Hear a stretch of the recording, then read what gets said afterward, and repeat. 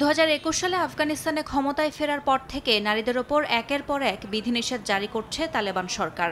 শিক্ষা, কর্মসংস্থান থেকে শুরু করে চলাফেরা, পোশাক ও জনজীবনের প্রায় সব ক্ষেত্রেই সীমিত করা হয়েছে নারীদের অধিকার। এবার আরও জোরালো পদক্ষেপ নিয়েছে তালেবান।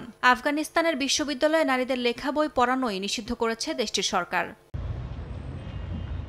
তালেবান সরকারের নতুন নির্দেশনায় 680টি বইয়ের তালিকা প্রকাশ করা হয়েছে।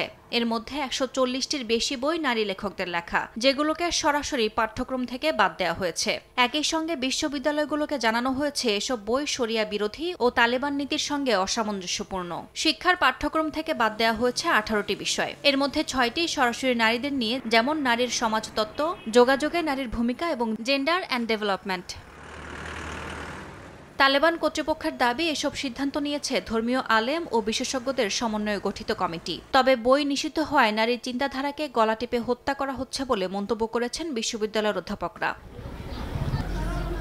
এর আগে মেয়েদের ষষ্ঠ শ্রেণীর পর পড়াশোনা বন্ধ করে দেয় তালেবান সরকার। 2022 সালের ডিসেম্বরে বিশ্ববিদ্যালয়ে নারীদের প্রবেশও নিষিদ্ধ হয়। সর্বশেষ 2024 সালের শেষ দিকে ধাত্রীবিদ্যা ও নার্সিং কোর্স বন্ধ করে দেওয়া হয়। ফলে নারীদের শিক্ষা গ্রহণের শেষ পথটিও বন্ধ হয়ে যায়। বিশ্ব স্বাস্থ্য সংস্থার মতে দেশটিতে প্রতি 1 লাখ শিশু জন্মে 620 জন মা মারা যান। অথচ জরুরি ভিত্তিতে আরও 18,000 ধাত্রী প্রয়োজন। নার্স ও ধাত্রী তৈরির সুযোগ বন্ধ হওয়ায় মাতৃমৃত্যুর হার আরও বেড়ে যাবে বলে আশঙ্কা করছেন বিশেষজ্ঞরা। আন্তর্জাতিক সম্প্রদায়, জাতিসংঘ ও মানবাধিকার সংগঠনগুলো তালেবানের এসব নীতির তীব্র সমালোচনা করেছে।